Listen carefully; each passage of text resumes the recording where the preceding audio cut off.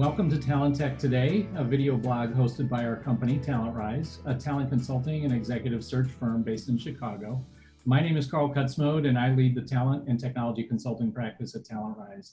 And today we're going to be interviewing Jeff Higgins, the CEO and founder of HCMI, and brains behind their innovative people analytics technology solution, Solve. I'm also joined today by my co-host, Ben Eubanks. Ben is a principal analyst and advisor at Lighthouse Research Advisory. And Ben and his firm provide a quantitative approach and research to insights into today's leading HR technologies. For information junkies out there, you're going to make sure you check out Ben's podcast, We're Only Human, and his new book on Amazon, Artificial Intelligence for HR, Make Work Human, Not Less. And our primary goal today in the next 20 to 30 minutes is really to provide you with a human data point on HR technology buyers as they evaluate the many potential options out there for their organizations. We also want to put a spotlight on some of the lesser known, more innovative technology solutions, such as HCMI, so that they can be on the radar as you are out there looking for a solution. And now it's time for me to stop talking and to turn over the mic to Ben. And Ben, kick off our first question for Jeff. All right, awesome. Carl, so glad to be here. Jeff, we're glad to have you. I think it's going to be a good conversation today. And Carl and I have really enjoyed these conversations over the last few weeks and months, talking to different company leaders about what their stories are. So we'll start off with that one. What is the story for HCMI? Where did the company come from? Why in the world would you make the decision to do this, right? It's obviously a big commitment, but also there's usually something behind that kind of stirs your heart, stirs your passion. And we'd love to hear that story. Well, thank you, Carl and Ben, for the opportunity to be here. And that's a much longer story, but let me give you the for dummies story, the short version. So I grew up in finance and accounting, and I thought that was what I was going to do with my whole life and career, ultimately as a controller, VP of finance, and CFO. And I worked closely with HR, which meant sometimes I forgot that they reported up to me, or I always knew where I needed to go for a budget cut, which is my friends and colleagues at HR, because they couldn't put two numbers together to save their life for a business case to get money or retain the budget they already had. So I could always find an easy way to have a nice discussion and cut their budget a little bit. But now today, I'm actually paying for my evil sins of the past in cutting HR and forgetting about them, because long story short, I ended up getting an opportunity to work at a publicly traded bank in the HR area. And I said, when they were interviewing me, I said, look, I'm not an HR person. I don't speak HR. They said, that's fine. Top management's all MBAs and CPAs. We've seen your background. You've done a lot of work in incentive plans, commissions, compensation. You've done a lot of work. Can you run our compensation function as well as some other areas like this new HR systems function and some of these other things? And present, HR data a little bit more like financial statements, so management can get an understanding of what's going on there, because they can't understand HR either. I said, sure, I'll give it a shot. 6 months in, really discovered my true passion in life. So I'd always liked the numbers in finance and accounting, but never quite stirred the passion. Whereas bringing numbers to the workforce and HR, kind of part quantitative, part detective story, where you're trying to find what are the root causes of some of the really bad things that happen, like excessive attrition, or why are we always hiring the wrong people for jobs, which is also a huge issue, right? And whose fault is that? I also learned something very valuable, that if you don't have data, everything is HR's fault. So arguably, in addition to paying for my evil sins of the past and being a recovering accountant, I also am trying to help HR make a better business case with data for the kinds of changes they would want to see, and also help in terms of accountability, bring the accountability back to where it really is, which is usually with leaders, whether they know it or not. I love that. One of my good friends is an analytics leader over at Facebook, and he calls himself a data detective. Right? When you used that term a minute ago, that's the thing that popped in my head. We're looking for ways to really tell these stories and get in there. So you're helping companies now. Again, you're on the good side, the side of right, hopefully. And my brother's an accountant and he's an auditor, so he's doubly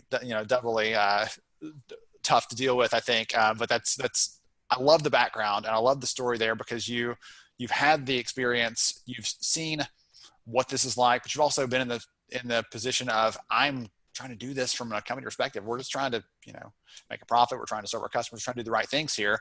And I love the phrase you use that without some data, everything's HR's fault. Will you dig into that a little bit deeper before I pass it to Carl? Because I'd love for you to explain what you mean by that, because I think that's a really innovative kind of a concept. Sure. And again, this is something I discovered. Across from finance, and accountants work really hard. So they work long hours. The standards of perfection. They never can quite get there, no matter how good they are.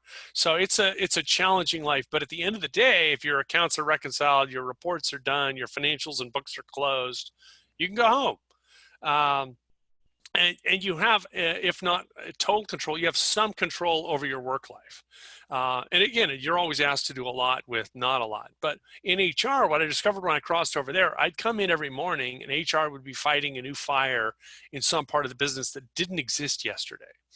And the fire was started by some manager who said something completely unprofessional and inappropriate to their staff and started, an employee relations issue or a legal issue or actually, a physical altercation with the police involved. So you get all kinds of crazy stuff. I thought I saw the crazy stuff when I was in finance. Nope.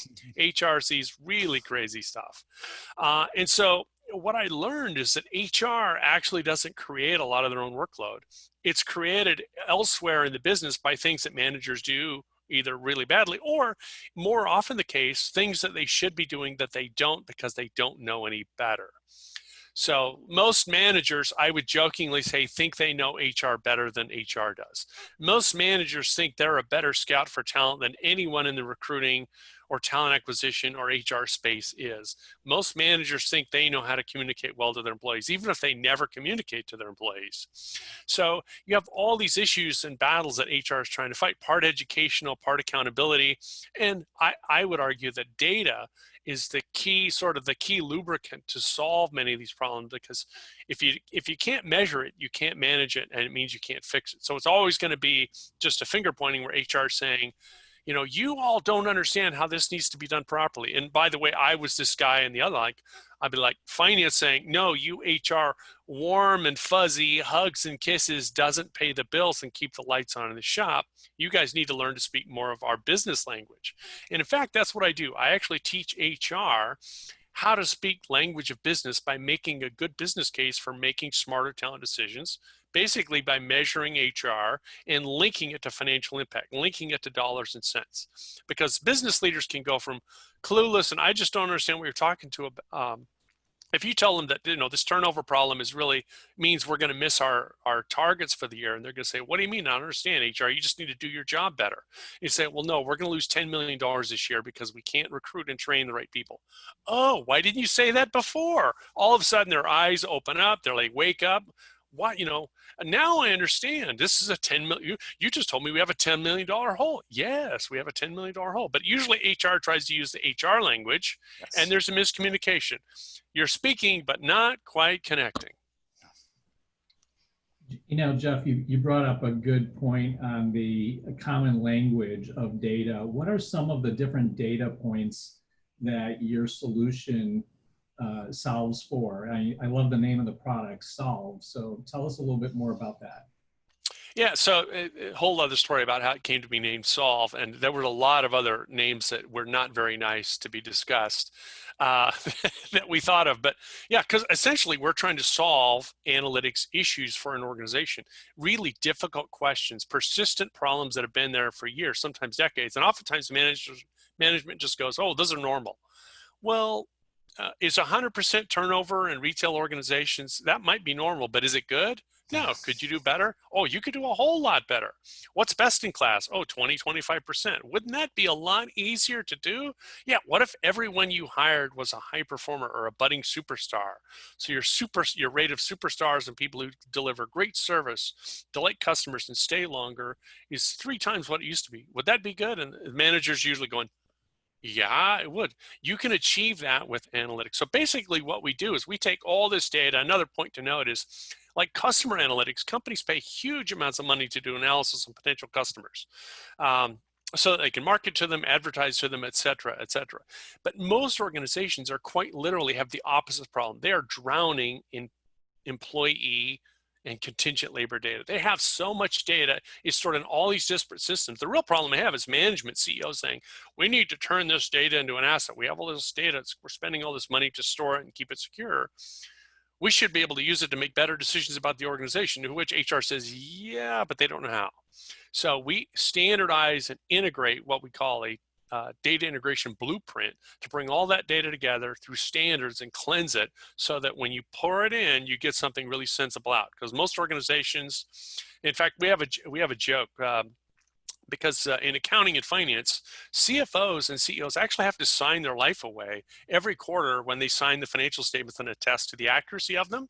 They basically sign away part of their right to defense if anything's wrong with the numbers. And that's part of Sarbanes-Oxley. They had to actually put themselves at risk of going to jail if there's anything knowingly wrong with the financials. And so then when I do training for HR, I said, how many of you would sign on the bottom line to guarantee the accuracy of your HR data in the same way that CFOs and CEOs would? And you know what the HR people say? They laugh. They laugh because there's no way they would sign that document. Why? Because they know their data is, if not wrong, it's unclean, it's non-standard, it's messy. And so because they have 100 different people, 100 different transaction codes for their complex HRIS system, they have 100 different ways something can be interpreted, meaning, garbage in, garbage out. And it's not just completely bad, it just needs a lot of that standards and integration. And that's what we do. And then we also, by integrating all areas of the talent management lifecycle, can make predictions. Where can you look to find better people who cost less? How can you retain the people that you hire? Are you paying appropriately? Or are these really leadership things? One of the latest functions that we added, I've got to talk to you about this offline, Carl, is we can now score individual managers on what we call talent management effectiveness and assign a dollar value to them. Are they adding to the bottom line or are they taking away from the bottom line? And the results can be pretty shocking. Some managers are adding a huge amount of money. Basically, the top tier are adding a lot of value. The bottom tier are destroying a lot of value. And the shocker, the reason why organizations need to get their handle on their data, they don't know this. All they know is, did the job get completed on time? They don't know if was there a wake of talent destruction that took place in the department. And HR, by the way, knows. This is the department that you're always having to put out the fires. You're over there every day, every week, or you're constantly having to restaff because they burn through everybody every year.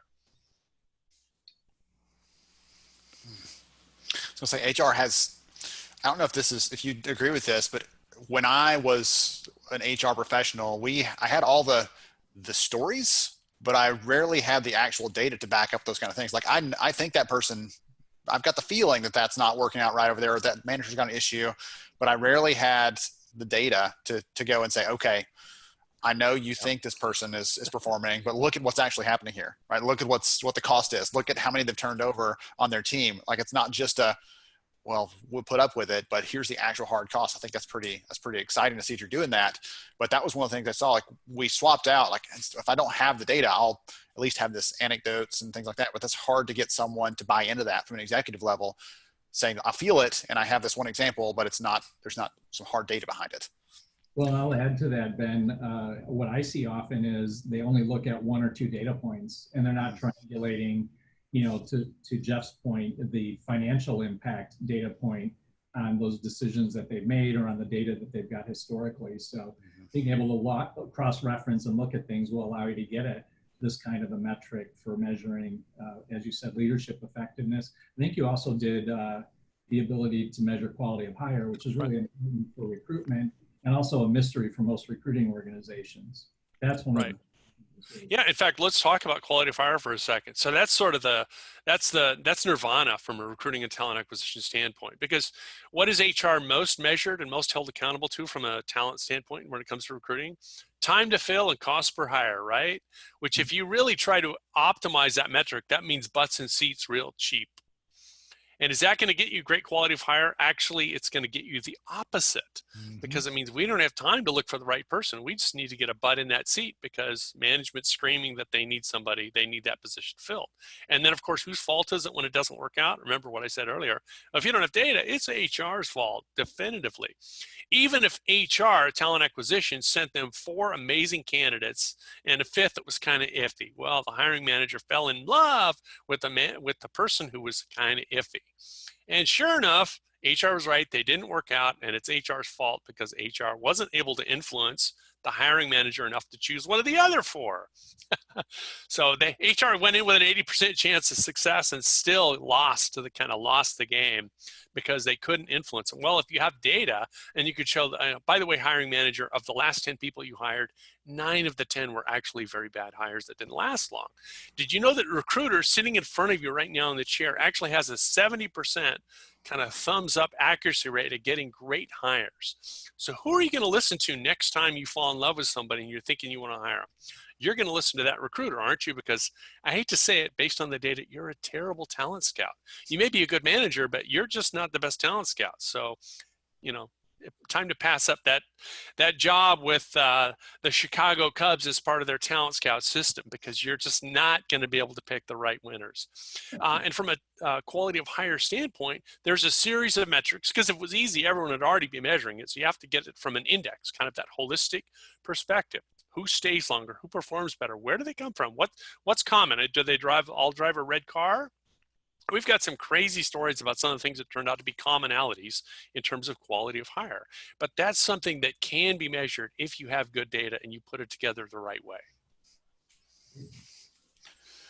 How much of the work you're doing is service and coming alongside your customers and helping them to get more mature in their measurement capability? And how much of it, obviously there's a software piece of this, we're talking about it because this data doesn't just exist in their heads, it exists in systems somewhere. So you're solving for that part of it. But it seems like from some of the examples you're giving, from just knowing the community that I've been in for all these years, there's a lot of opportunity for growth in terms of maturity around measurement, not just talking in business language, but around just getting better at understanding how to measure, what to measure, and how to get more rigorous about that.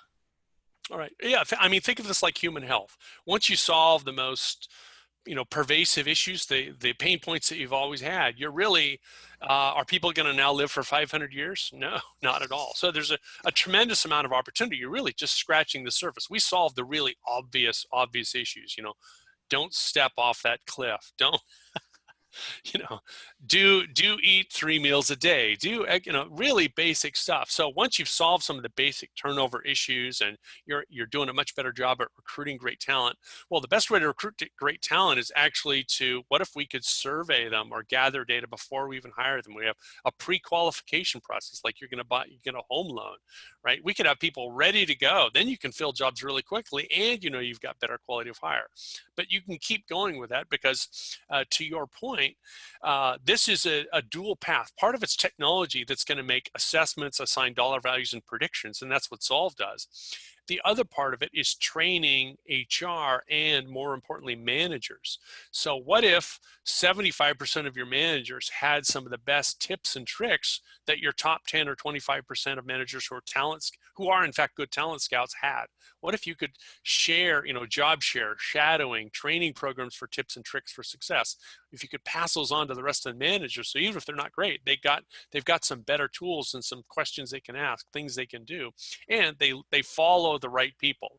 They listen to the real experts, because now from a data standpoint, you know who the experts are. So it really becomes an educational standpoint. And to your point, Ben, what I actually say in my LinkedIn profiles, we help companies along the journey. We give them the data, the tools, and make the predictions, but then we sort of hold their hand to help them go down this journey. In fact, some of the companies that come to us are actually pretty advanced. They just, so to speak, couldn't get into the end zone. They've got all these great data and metrics, but they couldn't assign the dollar value and make the business case that management would buy into. Others, like, we're just starting out. We need to know what we should measure and what'll get us farther down the path. Okay, we'll get you to, so to speak, midfield, and then when you're ready, the next steps of the journey until you're, so to speak, scoring points, and you become, quite literally, to me, the exciting part, something finance never could do. So not to denigrate my old profession, but HR can actually add to the bottom line, top line and bottom line. If you're bringing in great talent, they're going to deliver more top line. They'll delight customers who will come back and give you all the free references and referrals, and that will help you bottom line. And by the way, what's the cost of a highly engaged employee? 0. And yet that's going to show up on your top line, your costs, and your bottom line. They're doing more at no added cost. Why? Because they really like what they're doing. So what's, once you show that to business leaders, say, that extra $5 million we generate, wow, it's only $5 million. Yeah, but it goes all the way to the bottom line. Then they go, oh, really? Wow. Okay. How do we get more of that? You become a strategic right-hand person of the business because short of tax department, finance can't add money to the bottom line like you can. Good points. So Jeff, we've got probably about 10 minutes left on our interview, and I want to shift a little bit and look at the inside of the organization and give our audience a view into what the types of talent you hire and have brought into your organization, and how that talent translates to the customer service experience your customers would have. So let's talk about that. Sure. Yeah. Great questions. A couple of quick things. One, from a customer client service standpoint, as a small organization, we can't afford to have an unhappy client. So we always go over and above. I kind of wish I'd known that back when I was growing up through corporate America, the advantage of getting kind of a deep expertise, but smaller, more niche player, the value of that. Because when I worked in organizations that work for some of the biggest strategy consulting firms in the world. And if anything goes wrong, they just look and say, well, that was your interpretation, or that was your implementation was a problem. Our strategy was perfect. They really just throw it right back at you and say, well, it's your fault. But as a small organization, you can't afford to do that. You have to keep working until the client is satisfied.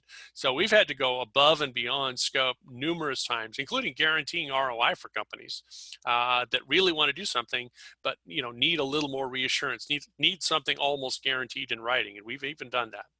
From an employee standpoint, that's the fun part. And in some ways, it's easy. I can tell you there are times where I've done training for clients, and I'm talking about, HR, and I'm talking about analytics and numbers and how to build a workforce plan and how to make smart decisions. I can read the room, and you can see the ones that they're bouncing in the chair. They're waiting for the chance to raise their hand. The ones who are getting all this energy, the more we talk about numbers and analytics and predictions and problem solving. I do my best, but I'm a recovering accountant, so my jokes aren't that great. So that's not why everyone's in the training.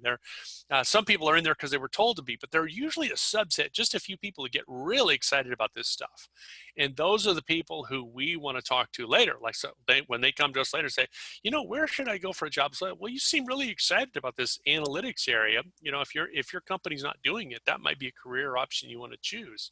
And, sometimes they may end up working for us. And we do the same thing at career fairs for young talent. So we do tend to, as we would jokingly say, try before we buy. We bring almost every employee in on an internship first, or a trial contract. And if they do great, we convert them over. So we're really good at keeping our promises, which is one reason why we have pretty good retention of our employee base.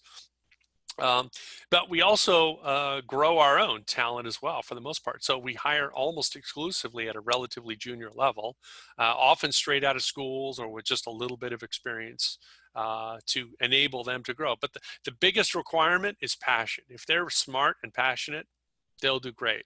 And as I say, in the end, my goal is to have them all get really, really good at this. So every time I speak up, they say, Jeff, that's not how we do it anymore. We've actually evolved, or our technology surpassed what you did years ago. I'm like, okay, great.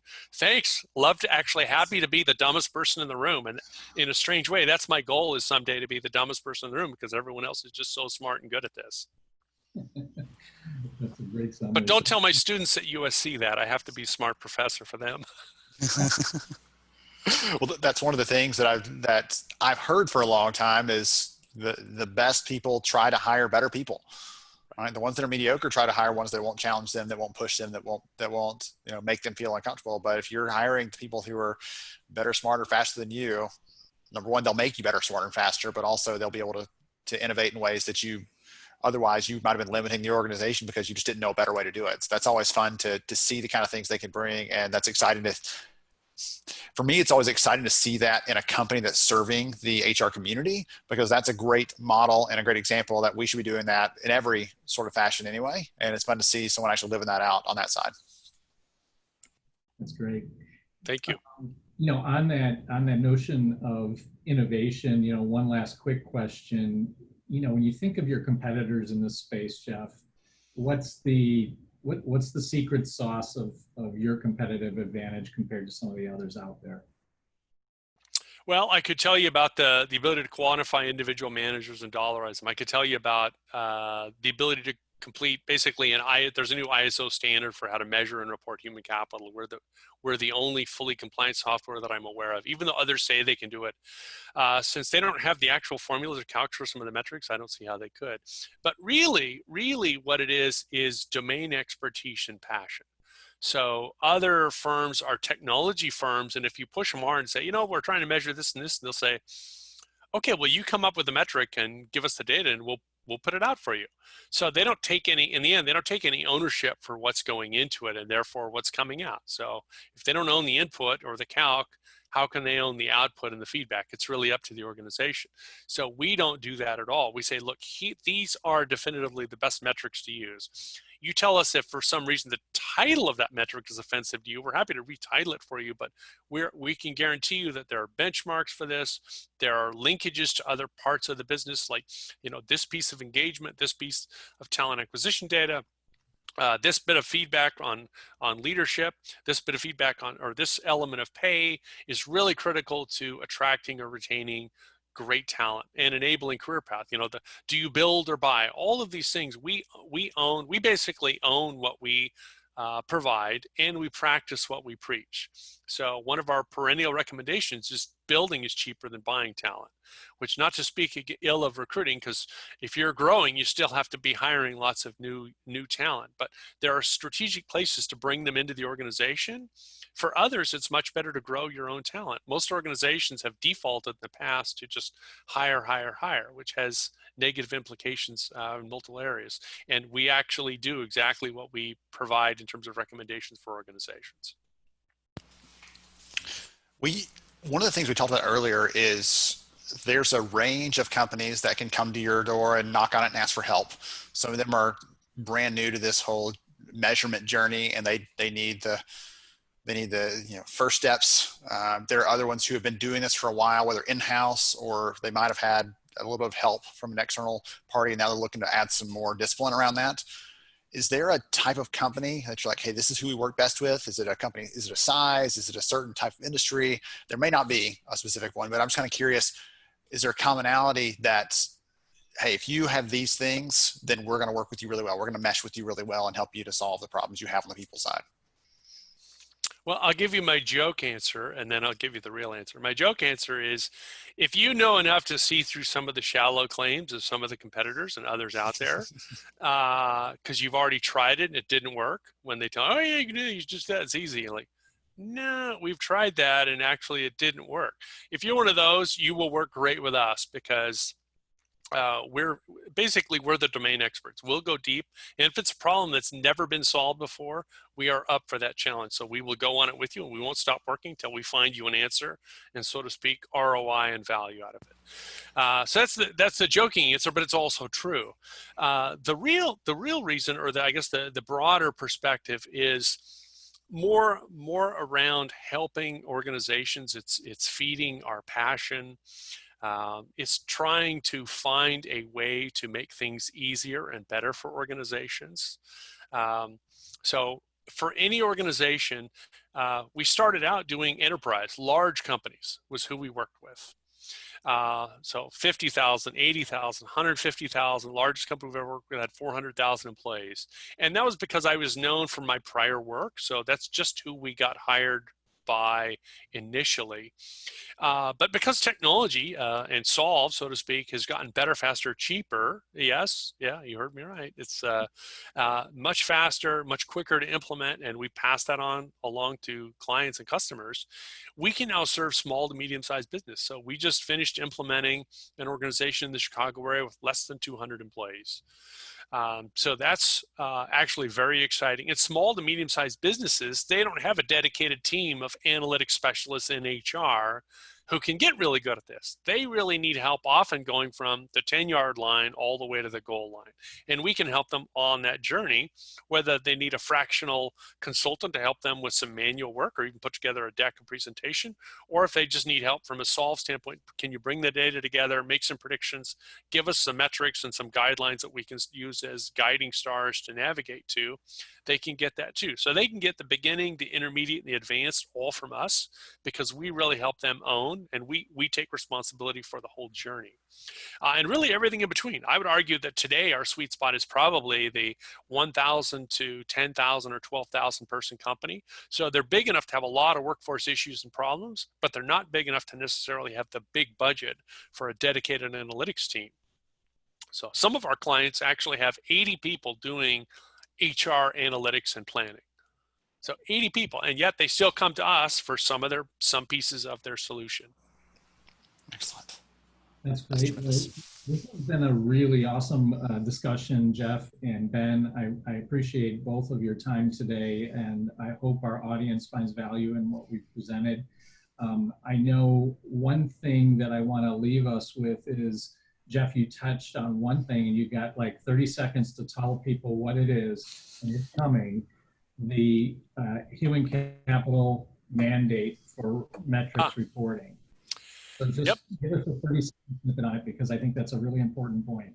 That is, and that's something that I think is going to change HR forever, in a good way. And more work, which is sometimes bad, but in a good way. So ISO completed and published the first international global standard on how to measure and report HR. Think of it like GAAP accounting for HR, but it's just a starting point. It's a relatively thin paper with 60 odd metrics in it that you can use to measure and report on the workforce, most of which are recommended for internal reporting, some for external disclosure. And that's where the real sensitivity comes. And a lot of the ESG standard setting bodies and others have taken notice. So even the US Securities and Exchange Commission, the SEC, has actually already made recommendations and gotten approval for additional human capital disclosure, measurement, discussion, reporting. So it's now, so to speak, required. The only thing that hadn't happened before the pandemic hit was the implementation timeframe. So they didn't say, were they going to implement it across certain industries first, or was it going to be all due in 2020 reporting or 2021? They hadn't specified the timeline. So bottom line, every HR professional needs to be aware that human capital reporting and it being included in annual reports is actually coming, whether it's in your ESG, your annual report, or some other document. It's coming, and you're going to have to be ready. You don't want to be in the cube when somebody from the CEO's office knocks on your door and says, hey, can we get that ISO compliant report? We've got an investor on the quarterly call who's asking for it. And you're like, we never did that. So that would probably not be the best career move. You want to say, oh yeah, let me get that out right here. We just weren't sure it was ready to be disclosed by the organization yet, but here you go. So you want to be ready. Forewarned is forearmed. And on that note, I think we're a wrap. Again, thanks, gentlemen, for your time today. This is Talent Tech Today, and hosted by TalentRise and Ben Eubanks of Lighthouse Research. Thanks again.